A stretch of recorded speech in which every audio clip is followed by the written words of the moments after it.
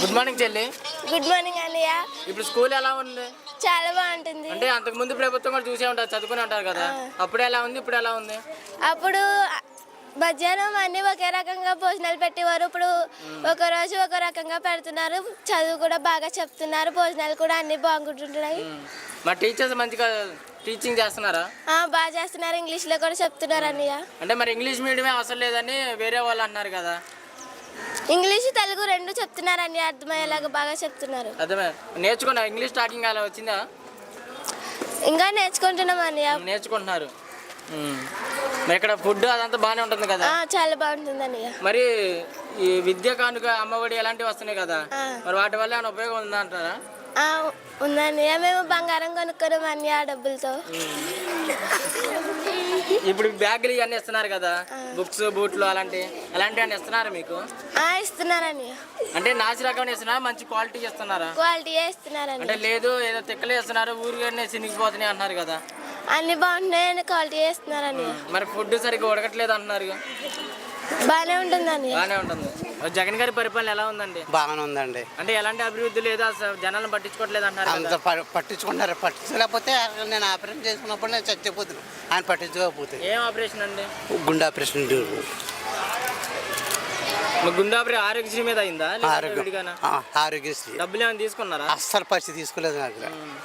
అంటే మరి హాస్పిటల్ సరిగ్గా చూడట్లేదు, డాక్టర్ రావట్లేదు. బాగానే చేశారండి నాకు. రాజమండ్రి సాయి హాస్పిటల్ బాగానే ఉంది. మరి ఈసారి జగన్ గారు గెలుస్తారు అనుకుంటున్నాను. మరి చంద్రబాబు గారు పవన్ కళ్యాణ్ కలిసి పోటీ చేస్తున్నారు కదా, అది నాకు తెలియదు. తెలియదండి. అది మనుషుని బట్టి ఉంటుంది అంతే అండి. మరి ఇక్కడ వాలంటీర్ వ్యవస్థ ఎలా ఉంది? వాలంటీర్లు బాగా చేస్తారండి. చేస్తున్నారు. అంటే వాళ్ళు లంచాలు తీసుకున్నారు? ఎవరు తీసుకుంటలేదండి. ఎవరినారు మీతోను? ఎవరు తీసుకుంటలేదు. మరి ఇక్కడ ఎమ్మెల్యే గారు ఎవరండి? రాజు గారు. ఆయన మహానుభావుడు అండి బాబు. జనాల్లోకి రావట్లేదు. ఎలాంటి అభివృద్ధి, ఎలాంటి సమస్యలు పరిష్కరించారు? బాగా చేస్తుందండి ఆయన. రాజు గారు బాగా చేస్తారు. మరి ఈసారి ఇక్కడ ఎమ్మెల్యే గారు గెలుస్తారంటారా? గెలుస్తారు. జగన్ గారి పరిపాలన ఎలా ఉంది సార్? నెంబర్ 1. అంటే ఎలాంటి అభివృద్ధి చేయట్లేదు అని అంటున్నారు కదా. కెట్నోళ్ళు బోల్డ్ అని చెప్తారు. మరి ఈసారి గెలుస్తారంటారా? అసలు మళ్ళీ 170కి 170. ఎందుకనండి అంత నమ్మకం? నమ్మకం ఏంటంటే చేసిన పనులు. ఇప్పుడు అదిగో మా స్కూల్ ఉందా, మా స్కూలే పెట్టు. ఆ వీడియో కాన్సర్ అయితే ఆ బండి ఎలా ఉండేది, ఎలా చేసాడు. మా స్కూలే పెట్టు.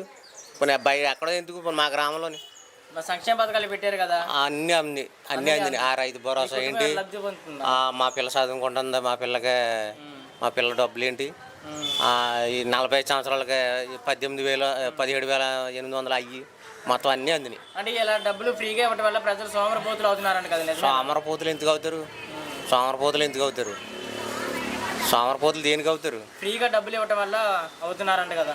ఫ్రీగా ఎంతకి ఇస్తున్నాడు? ఫ్రీగానే. ఇప్పుడు ఆ ఇచ్చిన డబ్బులు మనకు సరిపోతాయా? కూర్చుని తినేస్తే సరిపోతాయా? కొన్ని ఇచ్చిన డబ్బులు సోమరపోతులు అయిపోతా, కూర్చుని తినేస్తే సరిపోద్దా? చంద్రబాబు గారు అంటున్నారు కదా సోమరపోతులు అవుతున్నారని. చంద్రబాబు నాయుడు అంటాడు, కిట్టనోడు పచ్చిపచ్చం కాబట్టి అంటాడు. అది పచ్చిపచ్చం కాబట్టి అంటాడు. మరి చంద్రబాబు గారు పవన్ కళ్యాణ్ కలిసి పోటీ చేస్తున్నారు కదా, మరి జగన్ గారు భయపడతారు అనుకుంటున్నారు? అసలు లెక్సైడు. అసలు ఒక ఇంటిగా మరి జగన్ గారిని ఈసారి ఖచ్చితంగా ఓడిస్తామని సవాల్ చేస్తున్నారు పవన్ కళ్యాణ్ గారు. అసలు పవన్ వాళ్ళ బాబు వాళ్ళు కూడా అవదు.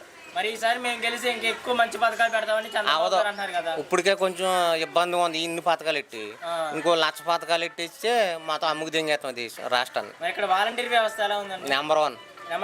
అసలు లంచాలు దౌర్జన్యం ఏమీ లేదు. ఇక్కడ ఎమ్మెల్యే గారు మంచిగా చేస్తున్నారు. నెంబర్ 1 సిరికోట రంగనాథరాజు గారు. అన్ని బాగా చేసాడు ఆయన గారు. జనాల్లోకి రావట్లేదు, జనాల సమస్యలు తెలుసుకోవట్లేదు అన్నారు కదా. ఎందుకు రావట్లేదు? గెలిచిన వెంటనే తిరిగాడు, మళ్ళీ మయ్యంగా తిరిగారు. 2 సంవత్సరాలన్నారా పదవి అయిపోయాక మళ్ళీ తిరిగారు, మళ్ళీ ఇప్పుడు తిరుగుతున్నారు. మరి వైఎస్ షర్మిల గారు కాంగ్రెస్ పార్టీలోకి వెళ్ళారు, దానివల్ల ఏమైనా ఎఫెక్ట్ కొడతారంట? ఏముండదు. అలాంటిది జగన్ గారు వాళ్ళది ఇందే. అంటే ఒకే కుటుంబంలో 2 పార్టీలుగా చీలారు కదా వాళ్ళు. జనాల్లో కూడా ఓట్లు ఏమైనా చీలే అవకాశాలు ఉంటాయి? అసలు ఉండదు. అలాంటిది ఏముండదు. ఈసారి జగన్ గారు గెలుస్తారు అనుకో. జగన్ గారి పరిపాలన బాగానే ఉంది. ఆ జగన్ ఎన్నో చేస్తాడు మాకు. డబ్బులు 18,000 అన్ని సదుపాయం బాగానే చేస్తున్నారు. మరి సంక్షేమ పథకాలు ఏమైనా వస్తున్నాయా మీకు? పథకాలు ఏమో 18,000 అటు ఒకటండి, లేవులేవండి. మరి ఈ పథకాలు ఎలా పెట్టడం వల్ల మంచిదే అంటారా? మంచిదే అండి. మరి ఈ పథకాల వల్ల ప్రజలు సోమరిపోతులు అవుతున్నారని చంద్రబాబు గారు అంటున్నారు కదా. లేదండి, అలాంటిది ఏం లేదు. లేదు. మరి మీ దగ్గర వాలంటీర్ వ్యవస్థ ఎలా ఉందండి? బాగానే చూస్తున్నారండి, బాగానే అడుగుతున్నారండి, వచ్చి ఇంటికి వచ్చి బాగానే ఇస్తున్నారండి, ప్రతి చెప్తున్నారండి. మరి వాలంటీర్ లంచాలు దౌర్జన్యం చేస్తున్నారండి కదా? లేదండి, అలాంటిది లేదండి. మరి ఎమ్మెల్యే గారు మీకు వచ్చి సమస్యలు ఏమైనా పరిష్కరిస్తున్నారా? వస్తున్నారండి, పరిసరతున్నారండి వచ్చి. మాకు రాజకీయ నాయకులు కూడా బాగా చూస్తున్నారండి, మాకు ఏదైనా సౌకర్యం అయితే చెప్తున్నారండి. ఎమ్మెల్యే గారు అసలు జనాల్లోకి రావట్లేదు అంటున్నారు కదా, నిజమేనా? ఎందుకు వస్తలేదంటున్నారండి. మరి ఈసారి ఇక్కడ ఎమ్మెల్యే గారు గెలుస్తారంటారా? గెలుస్తారండి. సీఎం గారు జగన్ గారు గెలుస్తారంటారా? జగన్ గారికి వెళ్తారండి ఈసారి కూడా ఖచ్చితంగా. ఎలా ఉంది సార్ జగన్ పరిపాలన? బాగానే ఉందండి. అంటే బాగానే ఉందండి, ఎలాంటి అభివృద్ధి లేదు అని అంటున్నారు కదా చాలా మంది. అభివృద్ధి కనపడతలేదు కానీ చేసింది ఆర్బీకేలు ఉన్నాయి, స్కూళ్ళు నాడు నేడు, ఇంకా స్కీములు అయితే సంక్షేమ పథకాలేమో అన్ని అమలు జరుగుతున్నారు, బాగానే ఉంది. సంక్షేమ పథకాలు అందరికీ అందుతున్నాయి సార్? అందరికీ అందుతున్నాయి. అంటే ఈ సంక్షేమ పథకాలు ఓన్లీ వైసీపీ పార్టీ వాళ్ళకే వస్తున్నాయి అంటున్నారు. వైసీపీ కాదు, అర్హత ఉంటే సార్ వస్తున్నాయి అందరికి. అర్హత ఉంటే వస్తున్నాయి అందరికి.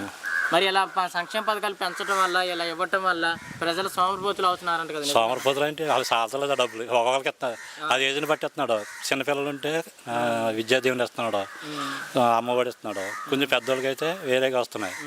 ఇంకా 45 సంవత్సరాల దాటి వాళ్ళ పెన్షన్ ఇస్తున్నాడు, అలా ముసలికి ఏమో పెన్షన్ ఇస్తున్నాడు, రకరకాలు వస్తున్నాయి కదా. మరి ఈసారి జగన్ గారు గెలుస్తారంటారా? జగనే రావాలి. జగనే రావాలి.